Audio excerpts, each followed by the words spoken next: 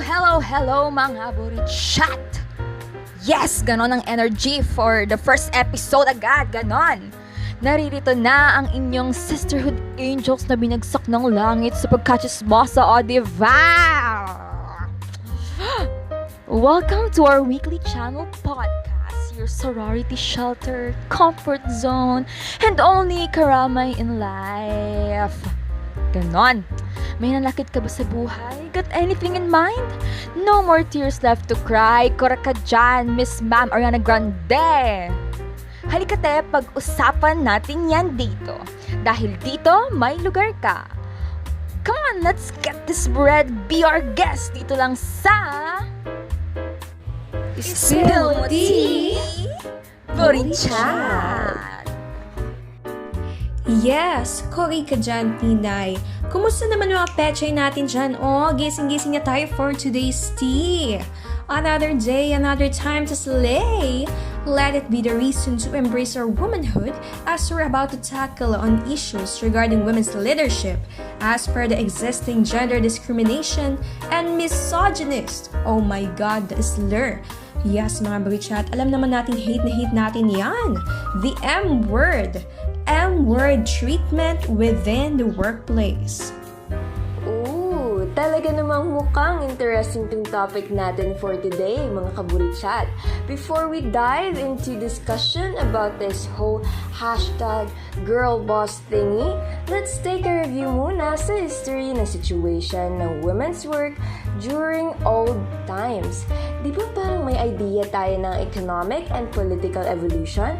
Ano nga ba ang sistema ng kababaihan sa industry during those period? And paano yon nabago throughout the time? So, heto na nga ang chika. I have receipts here, mga te. Ayon kay Maring Janet Yellen, during the early 20th century daw, most women sa America did not work outside the home.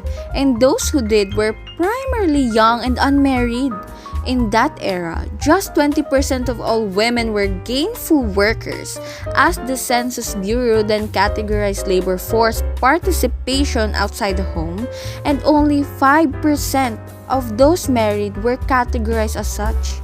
Most women lack significant education, and women with little education mostly toiled as piece workers in factories or as domestic workers, jobs that were dirty and often unsafe. So true. Grabe kasi talaga noon pa man, makikita mo na less favorable for women in terms of work treatment. Plus, dagdag mo pa yung sa education.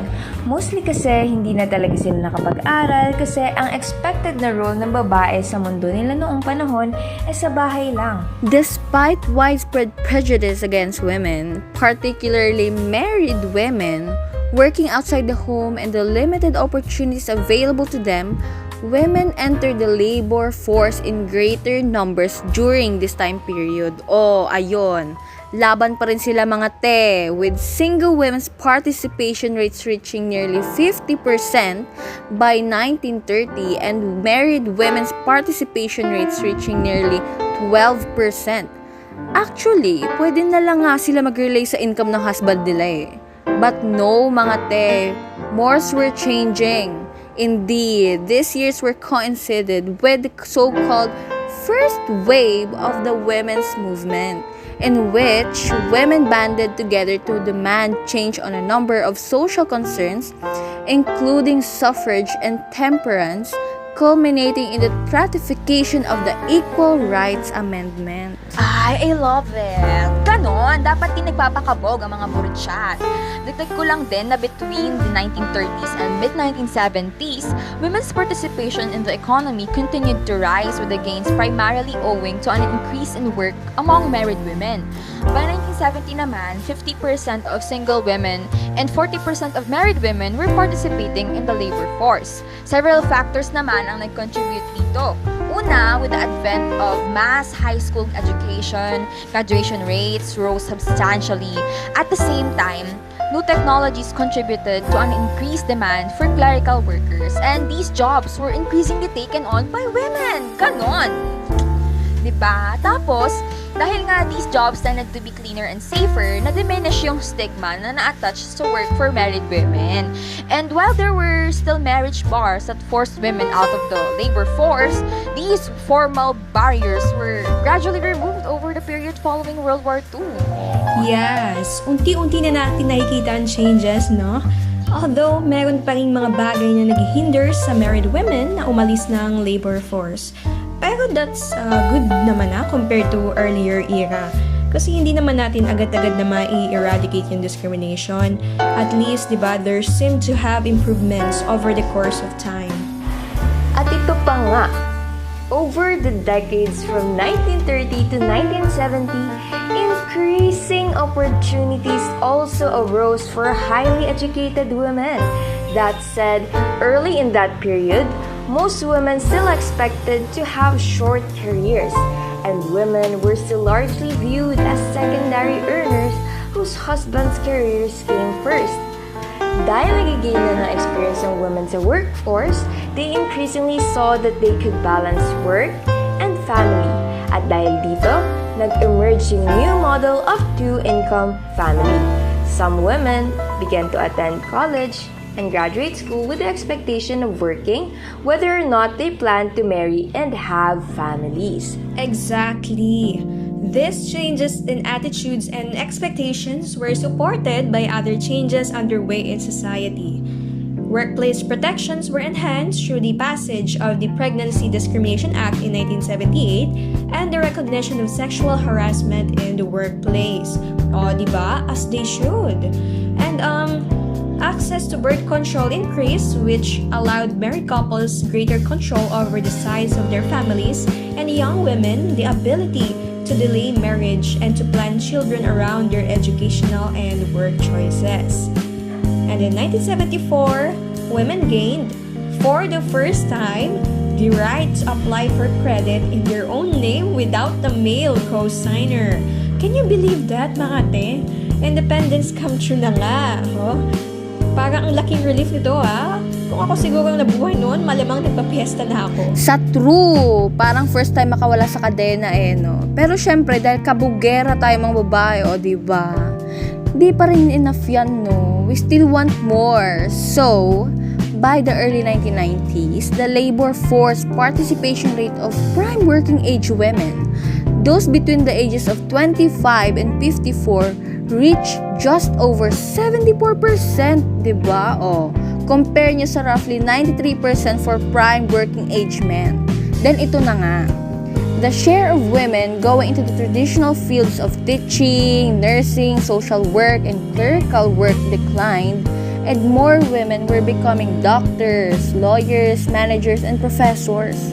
As women increased their education and joined the industries and occupations formerly dominated by men, the gap in the earnings between men and women began to close significantly.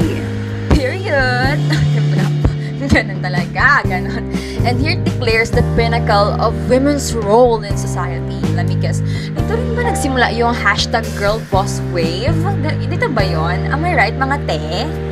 Possibly in relation with women empowerment.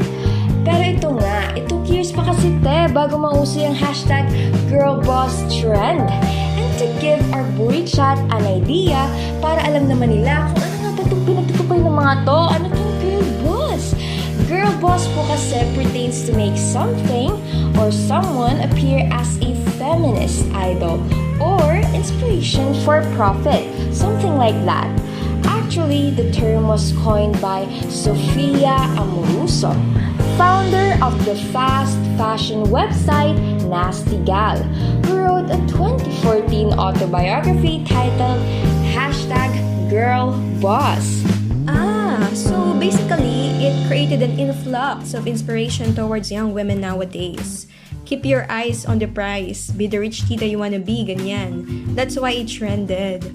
Well, I think that's good to set an example for women at that age, no? However, hindi naman dapat puro hustle lang. Learn to draw a distinction between work and exploitation kasi magkaiba yung mga te. If you can juggle your marriage or relationships, why not? Mag-enjoy din naman tayo paminsan-minsan, ganun. Ay, agree ako dyan, mga te. Pero let's get back on track. Kasi there's a good news for today, mga BuriChat. Dahil ang Philippines, yes, mga te, ang perlas na kailangan natin, remains the top country in Asia in terms of closing the gender gap. This is according to the Global Gender Gap Report 2020 of the World Economic Forum. Oh, may valid source! So, dahil nga malaya na nakakapagtrabaho ang mga Miss Girlies natin, yes, Miss Ma'am, sa ating modern society, may instances pa rin naman that seem to discriminate, belittle, and worse, harass women in the workplace out of a misogynistic mentality. And ayon nga sa data ng Pew Research Center, 42% ng women ay nakaranas na ng any types of discrimination at work. Ano ba tong mga discriminating instances na to, te? Spill naman ng examples dyan. Dali. Heto na nga mga te. Kasi 'di ba on average, women are more educated than men. For decades, women have earned more bachelor's degrees, master's degrees, and even doctorate degrees than men. Pero anong nangyayari? Mas mababa pa rin ang sinasahod nila mga te. And you may be asking, how much less ba? Well, while some statistics show that women earn 80% of what men are paid, new data published in November 2018 suggests the pay gap between men and women may even be greater. This is in American context, mga BuriChat. So according to Institute for Women's Policy Research, women earn 49 cents compared to every $1 men earn. Unlike other research, the new data considers part-time workers and women who have taken time off from work to shoulder the demands of having and raising children or other family obligations. So more than half of women leave the workforce for at least a year, which is twice the rate of men. I wonder saan humuhugit ang lakas loob yung mga company na yan na mas babaan ng sahod ang hardworking girl bosses natin dyan in the outer world. Grabe tinan mo. Imagine mo, lupasay ka na kakatrabaho tapos ang unfair pa ng treatment sa'yo. O diba? Sino ba namang di mapaparesign yan? So to help curb this discrepancy, experts say new policies are needed, including more paid parental leave, support for childcare, and other pro-family policies. OMG, correct so much! Dapat lang, no? Pero despite this issue related to unequal pay, women often struggle with asking for higher pay in a job. Fear of discussing money is a separate issue that affects women more significantly than men. For women, negotiating pay is often viewed as being greedy or desperate, which leads to hesitation when it comes to asking for their worth in their workplace. See mga BuriChat, this reminds me of that song ni Maring Taylor talaga. Sample naman dyan. Dali. Ay, next time na lang. Nabala ako. Baka magambala mga kapitbahay natin dyan. Pero, pwede naman, pilitin nyo lang ako. Kapal. Sige na te, para sa mga BuriChat natin dyan, no? Diba mga demanding tayo? Sample, sample, sample. If I was out flashing my dollars, it'd be bitch, not a baller. They pay me out to be bad, so it's okay that I'm bad. I'm so sick of running as fast as I can, wondering if I'd get there quicker if I was a man. You know that. Oh, ayan, pinagbigyan na. Balik na topic na tayo. So, ayun nga, no? New research from Glassdoor found women negotiated their pay less often than their male counterparts. Ano ba to?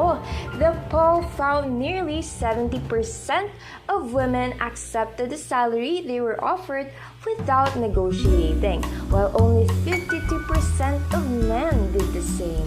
Hala, nurse! Can't pray, No, yos. You shouldn't settle for less, diba, mga BuriChat? I know, di rin naman ganun kadali, practically speaking, diba? Hindi pa naman tayo natrabaho kasi. I know na may mga BuriChat tayo dyan na nagtitiis na lang kasi may mga bagay na kailangan i-provide to sarili and for some breadwinners out there, sa family nila. Sabi nga, I'd rather have less than nothing, kumbaga, and that's valid.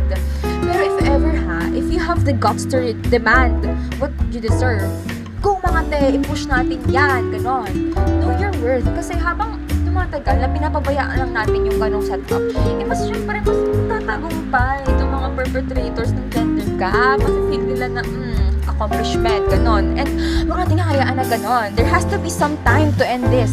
Malay nyo, diba, kayo po yung maging catalyst sa sistema ng workplace nyo. Para naman mas mapagaan yung situation towards sa mga fellow BuriChat natin dyan. No, huwag tayong pumayag. Naku, I couldn't agree more dyan, te. Bet ko yung sinabi mo una pa lang kasi as much as it seems empowering to convince our BuriChat out there to demand more, well, some circumstances kasi in reality aren't that easily controlled. Besides, we're here for radicalized women's solidarity. So kahit anong antas ka pa ng BuriChat, mapa-burgis, petty burgis, especially the marginalized, welcome na welcome ka dito. Valid yarn, lahat ng experiences natin, and we're here to talk about it nga, di ba? Tama!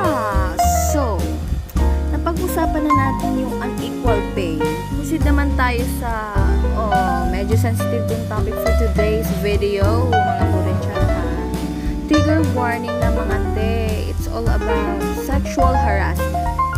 Disclaimer lang mga BuriChat, if ever di kayo comfy to listen to this matter, feel free to leave muna for a while. We understand mga te.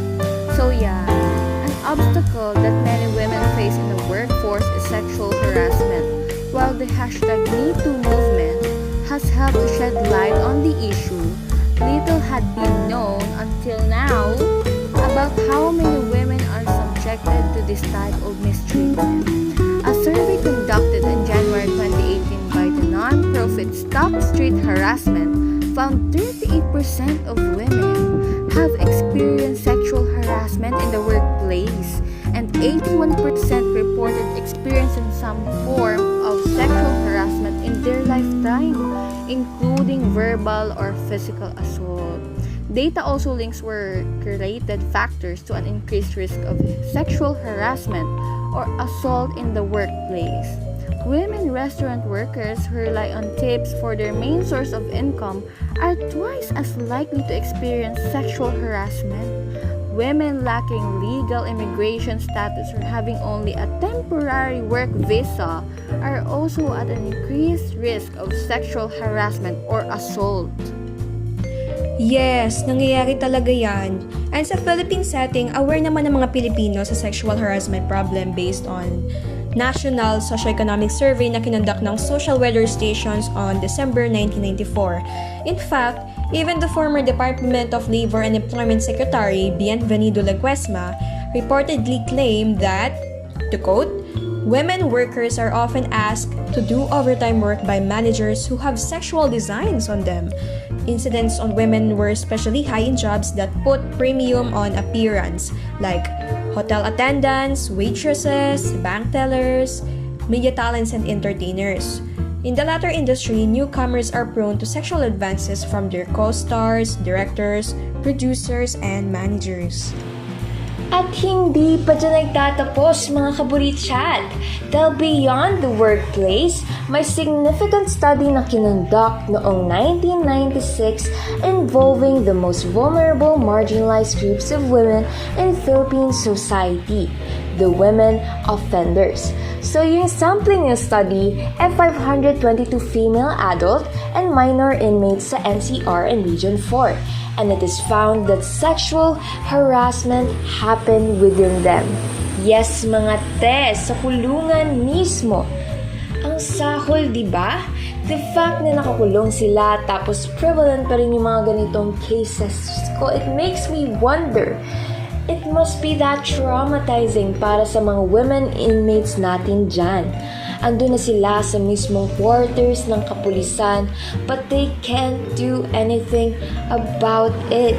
True, and it's really sad mga BuriChat. Although, may inform naman tayo sa mga ganitong cases, diba? Pero it must be better if we take actions regarding on this. Hindi lang yung for the sake of knowing, kumbaga. Kasi sabihin na nating aware naman na tayong lahat. Then what's next? Diba? One of the things na natutunan ko about Bell Hooks' book, Feminism, From Gender to Center, is that hostility should never be an end to itself. Doesn't mean that we shouldn't be angry or mad. But there must be some steps beyond that anger, like a movement towards betterment. Diba ganon? Since na-mention mo na te yung actions na need natin gawin, okay, let me share some tips. So for employees, companies, and managers, you can issue a widely publicized and written policy that prohibits sexual harassment and included as a gross misconduct or abuse of authority. They may also conduct seminars for both rank and file and supervisory employees, designate a responsible and sensitive person to coordinate and implement the program, and also provide counseling services or referrals for the victim. Okay, pero default naman yung policies na yan, di ba? Let's say, naka-establish na yun and may nangyari pa rin sexual harassment. What can the victim do about it? Glad you asked eh. Mga BuriChat, listen carefully to this ha. Important matter ito. So for victims of workplace harassment, the first thing you can ever do is do not ignore the case. Kasi studies show that individuals who sexually harass other people at work do not stop simply because their victim does nothing. Ignoring such behavior may actually make the harasser escalate his or her behavior pa nga. While talking about sexual harassment can be uncomfortable, but you can empower yourself by talking with other employees who may also be experiencing harassment and by speaking up. Tama ka dyan, Mi. But I'd like to raise this concern lang Important nga naman talaga na mag-speak up about the case. But for some BuriChat out there na let's say, traumatized talaga about sa nangyari and it took them so long to recover and mentally prepare to talk about it. Would it be valid enough considering na ang tagal na ng pangyayaring yon and ngayon lang nagsabi? Of course, it's valid. Hindi naman mababawasan ang weight ng severity ng mga cases kahit gaano pa yung katagal. And yes, we cope differently, so alright lang naman if they took some time off before speaking up. Okay, gets ko na, gets. Alright. So, next na pag-ignore te, ano namang next? Anong sunod? Okay, so next is, make it clear to the harasser that the conduct is unwelcomed. Minsan kasi ina-argue ng mga harassers na ginusto din naman daw ng mga victims yung nangyari. Although it can be uncomfortable or even frightening to object, no? You must tell the harasser in clear and unequivocal terms to stop the behavior. Mga BuriChat, there is no special way to do this or magic words to use, but you must make it clear that the behavior is unwelcome. You may want to put your objection in writing, perhaps in an email, and by doing so, you will have proof that the conduct was unwelcome if the harasser doesn't stop. Dagdag ko lang te ha, kasi as someone na ako, kumukolekta kasi talaga ako ng mga bagay-bagay like mga letters, mga small notes, na ikaw rin, you must keep any notes or memos, letters, gifts, or any other tangible evidence from the harasser. And it's best to keep those items in a safe place na hindi kontrolado ng employer. Ganon kasi keep a diary or notes of any incidents or other information na relevant, na can be relevant, may be relevant to your concerns about sexual harassment. Pero ingat lang mga BuriChat kasi lalo na sa pagre-record ng evidence, you should be aware that the communications using company equipment are not confidential. Pwede pa rin siya maging controlled ng employer and can be used against you, di ba? Ma-reverse card ka pa. Kailangan secured talaga and inaccessible. Kaya, yun, as much as possible, be sure na ikaw ay safe and secured lahat ng mga pinaggagawa mo. Yes, take note of that mga BuriChat. And most importantly, report the conduct. Reporting sexual harassment may feel threatening and disruptive, but your report is important for several reasons. Number 1, mga te, it gives your employer an opportunity to correct the problem. An example, make the harassment stop, and if the conduct does not abate, you have proof that your employer knows about the problem. Once na-receive na ng employer yung notice of the harassment, it should investigate and if warranted, take prompt remedial action to address the problem. But if you do not inform your employer about the harassment, it might argue that it did not know about the problem and therefore is not responsible for the conduct of the harasser. This is particularly true if the harasser is a coworker and not a supervisor. Although mahirap and medyo di ka comfy, you also need to cooperate in the employer's investigation. Fear of retaliation generally is not a sufficient reason to avoid reporting harassment or cooperating with the employer's investigation. Correct ka dyan, te. Remember lang mga BuriChat na anything you tell human resources may be revealed to others in the company as well. Diyos ko, wag kang matakot kasi human resources personnel may present themselves as your advocate or friend. But keep in mind that they work for and are loyal to the company. Wag kang mag-assume na magiging confidential ang issue. Alam mo naman, ako, mga marites na tunay. They may report your complaint to their supervisors and to other managerial employees. Mga BuriChat, let me remind you to not quit your job.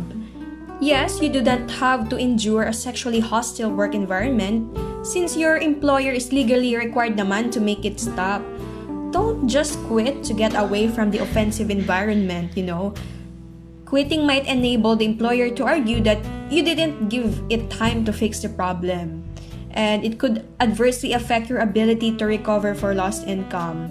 And also, it might make it harder to collect unemployment benefits because your employer could argue that you abandoned your job. So if you feel that the harassment is intolerable, talk to an employment lawyer before you make any decisions. Or pwede ka rin mag-issue ng sick leave while the problem is being addressed. Either way, an objective, knowledgeable lawyer can help you make the best possible plan to deal with the situation. Yes, keep doing your job well pa rin mga BuriChat. Keep slaying pa rin. You might have a valid sexual harassment claim, but don't use that as an excuse to stop thriving. Making a complaint about sexual harassment doesn't give us the permission to stop doing our jobs to the best of our abilities or excuse us from the same standards we have to meet before the conduct started. You or your lawyer may need to negotiate with the employer for what you want, and you should preserve all your options until the situation is resolved. Pero question lang din kasi para sa mga victims, 'di ba? Mga natatakot din 'yan. Ano ba yung mga guarantee na mga complainant na they will not lose their job while the investigation is ongoing? Like, how would this affect their jobs? Especially for those na ito lang talaga yung trabaho, opportunities na meron sila na pinanghahawakan nila. Actually, during investigation naman strictly confidential yung identity ng complainant and ng allegedly offender. An officer, manager, or supervisor may not fire, suspend, demote, or transfer the complainant employee during the investigation and hearing of the case. However, the complainant may request a transfer if they feel like they don't want to work in close proximity with the offender. Such requests will be studied naman on a day-to-day basis. Alright, so nag-take note naman ba kayo dyan, mga BuriChat? Okay, we've talked about matters concerning sexual harassment, what to do about it, etc. Now, proceeding tayo sa instances ng discrimination. Nasa na ba tayo mga te? What's next for us? Ay, okay, wait. So next namang itatackle natin ay yung racism. Aminin man natin, napaka-racist na mga Pinoy, di ba? Lalo na sa beauty industry, nako. Kahit sa mga online ganap sa internet, laganap talaga yung mga racist remarks We could talk about this whole concept pero this time, let's focus muna sa racism na nangyayari within the workplace. Unfortunately, race seems to play a major role on how women are treated and compensated in the workplace. The pay a woman receives may vary depending on her race and ethnicity. Data from the Institute for Women's Policy Research found that Asian or Pacific Islander women have the highest median annual earnings and are compensated $46,000. White women follow at $40,000 while Native American and Hispanic women have the lowest pay, earning $31,000 and $28,000 per year. Earnings also vary by race when compared to what men are compensated. So, eto na nga, dagdag lang natin sa T, mga te. According to Equality Act, merong 4 types pala ng racial discrimination. So, ang una, direct racial discrimination. If you are treated unfairly because of your race, this might mean being denied a promotion because your type wouldn't fit in, or not being allowed to visit a client because they are quite traditional, so we'll send a white employee instead. Mga ganun, talagang lantaran ang level, mga BuriChat. Next is indirect racial discrimination. If workplace policies or decisions discriminate against you or put you at a disadvantage due to your race. To expound, mga te, this could take the form of bans on headwear or hairstyles that disproportionately impact those of a certain race, or demanding overseas job applicants hold UK qualifications. These rules can sometimes look fair as they apply to everyone, but they actually have an adverse impact on people who are Black or Asian. Ano yun, te? Like, kunwari, may native worker na nagsuot ng headdress, tapos na-bother yung ibang workers kasi iba-iba yung races nila, di ba? Does that seem acceptable ba para iban? Di ko lang sure, pero ang reason daw kasi is naaapektuhan ang working performance ng iba dahil lang nababother sa ganon. Po. Anyway, even though they mask it as a valid reason, we all know naman na it's straight up racism. Moving on, we have racial harassment. So, if you are degraded, offended, or humiliated by another person on account of your race, ito na to. Dito na to papasok sa racial harassment. So, it includes obvious insults or remarks, but also any behavior that infringes on one's dignity or creates a negative, hostile environment. So, yun na nga. And last, racial victimization. If you are poorly treated after submitting a complaint regarding your race. So, this could mean being ostracized or unfairly disciplined while the complaint is being handled. Dun sa racial harassment, ito ba yung sa mga nangyari sa, for example, mga Indian peeps sa STEM? Hindi lang sa women but you see, they tend to be really discriminated against in terms of mocking their accent and all. Yep, true. Pero paano ba natin ma-identify if we're racially discriminated na pala sa workplace, mga te? One of the more difficult aspects of racial discrimination at work talaga is that it can often take place entirely undetected. After all, unless an employer specifically admits otherwise, sino makakapagsabi for sure why they made a particular decision to hire a certain individual or terminate an employee? That said, that there are some instances na yung employer may display some discriminatory intent. Example, pag-interview. Employers typically should not ask questions about a prospective employee's race. If an employer does so and decides not to hire this employee, it may serve as evidence that race played a role in the decision.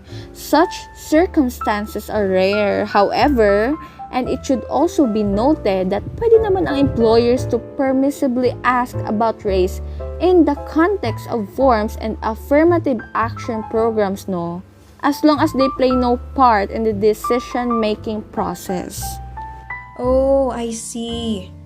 So, mga te, to help our BuriChat out there how to respond to racism in the workplace, can you give us some insights and tips?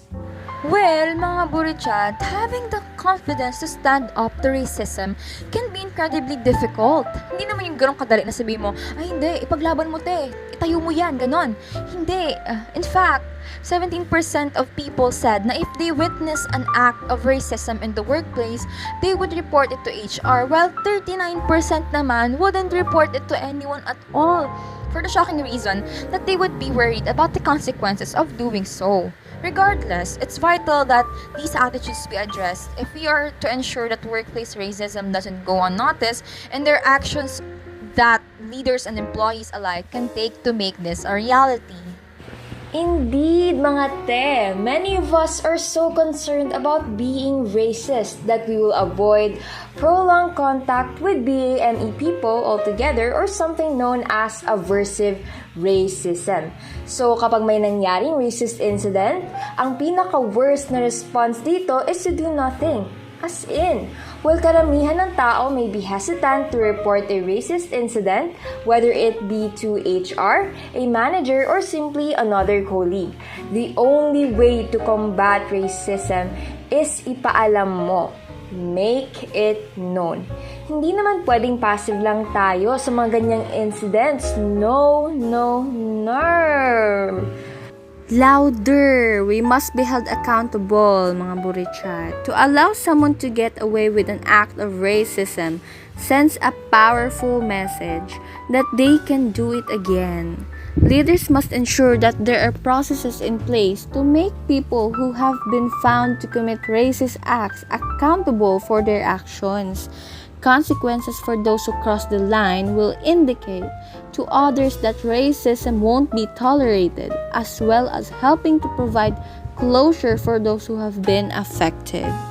Also, yung employees na naka-witness mismo or experience ng act of racism must feel able to discuss, validate, and process it without judgment. Kasi may research mga BuriChat na nakapag-found out that BAME people were significantly less likely to challenge a racist incident for fear of the consequences that might befall on them.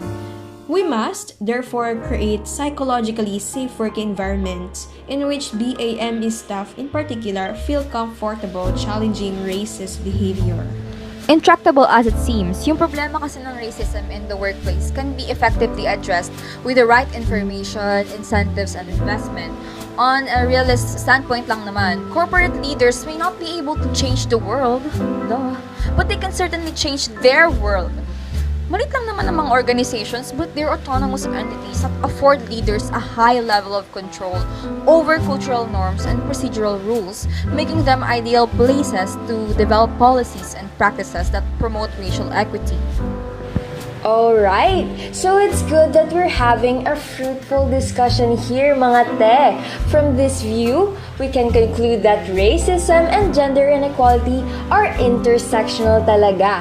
Ika nga ni Mahandra Rodriguez Atcha, a youth leader and climate justice advocate from Lima, Peru, those who are most impacted by gender-based violence and by gender inequalities are also the most impoverished and marginalized. Black and brown women, indigenous women, women in rural areas, young girls, girls living with disabilities, trans youth, and gender non-conforming youth. Yes, moving on tayo mga BuriChat. Another top issue that fuel gender inequality in the workplace. Women are promoted less than men. You might be wondering mga te, paano yun ang dami-dami na kayong professionals ngayon. May CEO na, managers, doctors, lawyers, etc. So how come? One of the main reasons women are less likely than men to be promoted to CEO boils down to unconscious bias, and it manifests itself in a number of noteworthy ways. As research and strategy development nonprofit Catalyst reports, women currently hold only 30 or 60% of CEO position at S&P 500 companies. From 2015 to 2019, there has been a 15% point increase in the number of companies who have at least 3 women in their C-suite, up to 44% in 2019. However, 35% of companies in 2019 had 1 female C-level executive or none at all. Dagdag ko lang, no? So, women hold so few executive level positions because fewer of them end up on the path to leadership, and this pattern begins with the very first promotion to managerial positions. Sabi sa 2019 report, for every 100 men daw promoted to the manager level, only 72 women were promoted. For one reason, the author's note could be due to gender bias. Pansin nyo, hinahire ang women based on their past accomplishments, while sa lalaki, on their future potential. It's like women always ought to prove themselves in order to crawl their way on top. On the other hand naman, wala pa nga ginagawa yung lalaki, parang ina-upload na. Ang unfair, di ba? Totoo, te. And to think na hindi naman ganun ka-competent most of the male bosses today. Yung tipong kahit nakanga lang, tas may pending cases, ina-claim pa na best leader daw. Pero pag babayang nakaupo, grabing abang sa pagkakamali. So to the point na, kahit minor issues lang, masyadong pinapalaki, masyadong pinibigtit mo. Dagdag mo pa yung kung ang lalaki ay tough, assertive, and independent, admirable qualities daw yun sa kanila. If women have the same personality and traits as such, they find them intimidating, oftentimes called as bitch pa nga eh. Hay nako, so true. Bili na lang ako mag-talk. May pinaghuhugutan ata to si Pia eh. Anything you want to share, te? I want to exclude myself from this narrative po. Charot. Pero hindi. Narealize ko another daman moment na naman ito ni Maring Taylor. Pakantahin ba natin ulit si Elena? Hoy mga te, enough na please. Pero the sad nature for a lot of women is that expectations can often be set lower talaga. And the trick is not to see this in a dim light, but to change your vision and realize it's easier to exceed your goals and showcase why you shouldn't be overlooked. Taray! Ganon. Total, we have so many women role models today like Hillary Clinton, Malala Yousafzai, Oprah, yung Prime Minister ng New Zealand, si Queen, si Jacinda Ardern, tapos dito sa Philippines, we have Maria Ressa, and of course, VP Lenny, and ako, di ba ako role model, di ba? In today's world, women may not always realize their potential, and once unleashed, they have a direct route to success. When they find themselves in a leadership role, their capability and abilities are undeniable. That's true, mga BuriChat. Kaya naman we need reasons why we need more women in leadership roles at the workplace. And to start off, women leaders will paint the future. A woman who is currently not in leadership role can be a daunting prospect entering such a high-profile role with current stigmas that may be attached. In turn, this could push away the younger generation from striving to break down barriers. Actually, noong 2019, yung proportion of women in senior management roles globally grew to 29%, the highest number ever recorded. While this can be considered positive news, women just entering the workforce will need to be inspired by other women who are currently smashing their role as a leader in the workplace. Once achieved, it can carve a direction for all young aspiring women leaders to increase their global percentage and break new records. Alam nyo ba? Oo, hindi pa kasi sasabihin ko pa lang, di ba? Oo, may meta-analysis na nagko-compare sa male and female leaders. And ayun na nga mga BuriChat, identified na those female leaders were more transformational daw mga te. It means that they demonstrated more contingent reward behavior than the two-dimensional actions, the active and passive management, presented by male leadership.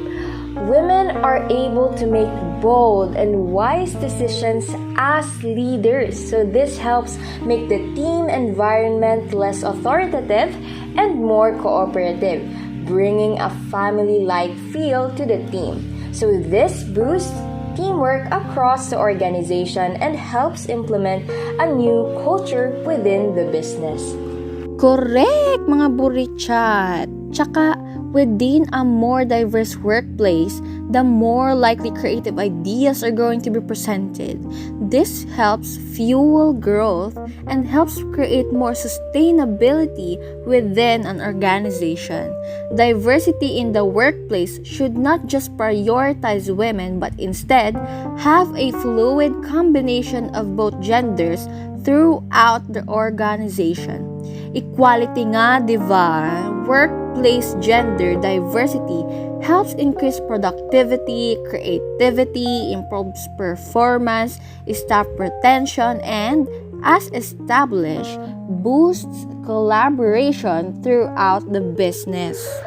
Also, women leaders provide better mentorship. Yes, better mentorship. Especially for the younger generation, the power of role models cannot be overlooked, mga te. Regardless of a person's gender, all people need someone who will guide them to progress in their careers. Specifically, for mentoring and coaching young talent, women leaders are better mentors than men. O, ulit-ulitin ko yan, be. Women leaders are better mentors than men. Ganon. Naalala ko yung social learning theory na tinuro sa HE. In order to change behavior of the learners daw, change the role models. Kaya if we continually strive to promote women empowerment, then might as well be a good example to aspiring young women out there.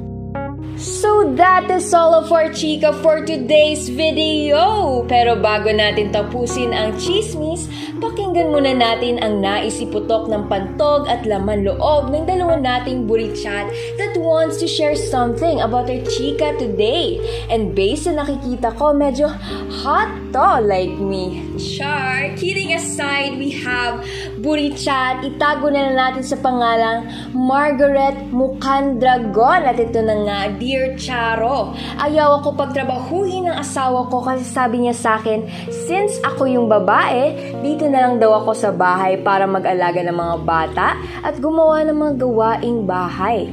Ako po, sabi niya sa akin, di ko daw kakayanin ang pagtatrabaho kasi masyado daw mabigat para sa akin na isang babae. Pero alam ko naman sa sarili ko na kaya kong magtrabaho at gusto ko ring mag-provide para sa pamilya namin. Nagtapos ako ng education pero ayaw ako magtrabaho ng asawa ko kaya di ko magawa ang pangarap ko panoon na maging guro. Nakote, I know a lot of people that are in that kind of setup. Pinipigilan sila na magtrabaho ng mga asawa nila just because they are women and they think that women are incapable of doing such things that would challenge them physically. Napaka-stereotype naman ang ganyan na kapag babae ka, dapat nasa bahay ka lang and doing household chores because those are meant daw to be done by women. Gaya nga ng chika natin kanina, women can be and can be more educated and capable of something that we do not expect that they can. So, why stop them from doing something that they think they can? Women are not supposed to please you every time. They have their own lives and dreams just like men. Hello mga Mars, 2022 na oh. Women are way much more than that. So true. Pero ito pa, may isa pa tayong BuriChat dito na may hinanakit sa mundong ibabaw. Siya si BuriChat Jane Bilog. I love the name. Hi Jane Bilog, kung nasan ka man ngayon, sana okay ka na. Ito ang sabi niya ha. I've been in a relationship for 3 years already and most of the time, he wouldn't let me pay our bills, especially on our dates. Huh? And there's this time that I asked him why he wouldn't let me. And he told me, kami dapat mga lalaki ang magbabayad ng gastos tuwing ganitong date. Nakakahiya pag kayo mga babae ang magbabayad para sa amin. Napaka-ungentleman. Ganon ang sabi ni Kuya. I always feel like I am his responsibility because of that. I can pay bills and expenses on my own. Period, girl. Ganon. I am already a grown-up woman. I am still wondering, bakit nahihiya na nagbabayad ang babae sa ganong klase ng situation? Oh my gosh, naman Jane Bilog. Paano ka natagal ng 3 years na na siya ang nagpipay na ginaganon ka na? Paano niya na-recognize na kaya mo naman? Kasi ako lang ha, siksik ko lang din to sa atin ha, mga sa podcast natin na in my case, monthly, nag-date kami and sa case namin, minsan siya ang nagbabayad, minsan ako, minsan kay KB, and that's fine.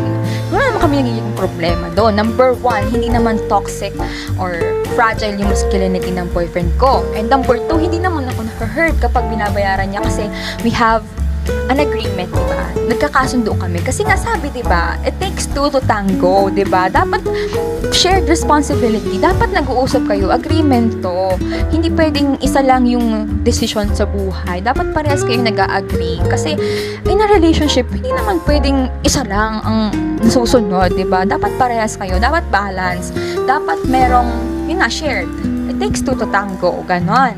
Ikaw, te, Pia, anong masasabi mo dito? Diyos ko, te. Huwag mo akong kausapin about dyan. Masama ang loob ko. Bakit di pa kasi ako nakaka-experience ng date? Anyways, kidding aside, I see that as something like low-key belittling women. Would it be more fair if you would split the bills? Or just take turns sa pagbayad? Kasi it will never be embarrassing naman if you let women pay for something unless you see them as someone that men should shoulder since they are believed to be dependent on men, in which I hardly disagree.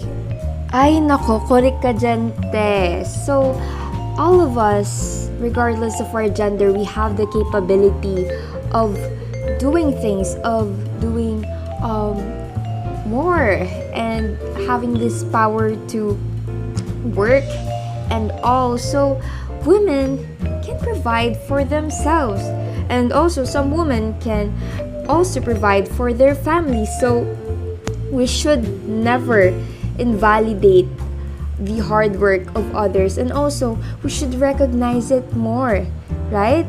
So to think that many people see that as being gentlemen, sana or alalahanin natin na iba ang pagiging gentleman sa pagbebelittle at pagdidiscriminate ng isang tao. So, you can't just say that ako magbabayad dahil akong lalaki. Responsibilidad namin ito. No. Okay?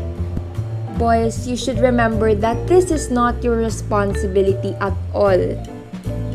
So, katulad nga ng sabi kanina ni Tinay, it all just boils down to effective communication between you and your partner. And also, kahit hindi man partner, kahit friends or family, kailangan nyo pa rin pag-usapan to avoid offending someone, and also, magiging sensitive ka dapat sa mga sasabihin mo. Okay? So, it just, you need to come in terms para mas maintindihan nyo yung isa't isa at mas ma-recognize nyo yung strengths, diba?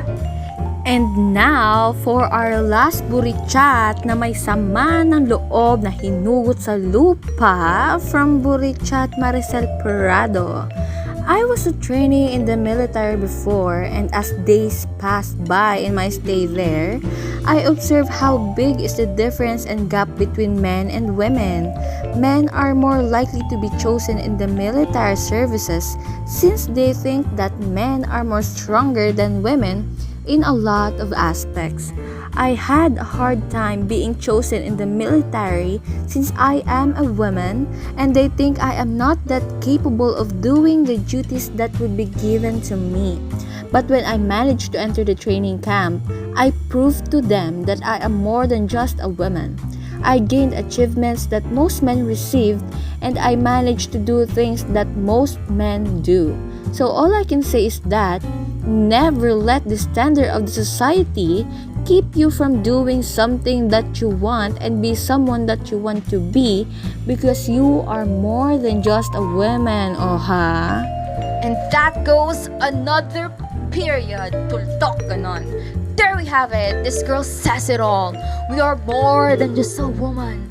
If you want to be someone that is different, do it, go, push, ganon girl. Slay lang ng slay. If you want to prove yourself, do it, be extra. As long as you are not pulling other people down from doing the things that you want, don't let society stop you from doing it. Slay lang ng slay. Slay it till you make it. Be your own character. Go girl, push.